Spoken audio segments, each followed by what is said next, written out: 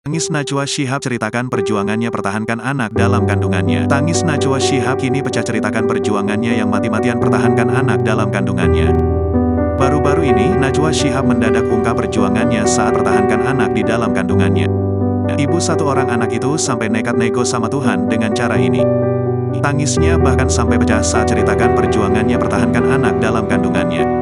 Aku berusaha sangat keras, karena gue tuh orang yang ngotot ya guys, jadi pokoknya kalau ada sesuatu tuh harus. Tak hanya itu, Najwa Shihab juga sempat nego dengan Tuhan dengan cara ini supaya anaknya bisa diselamatkan. Ia pun membocorkan nazarnya pada Daniel Mananta saat perjuangkan anak dalam kandungannya. Kalau Namia lahir dan selamat gue akan ini, ujar Najwa Shihab. Seperti diketahui, Najwa Shihab melahirkan anak keduanya pada tanggal 15 Desember tahun 2011. Sayangnya adik dari Izzat Assegaf itu hanya bertahan sebentar di dunia.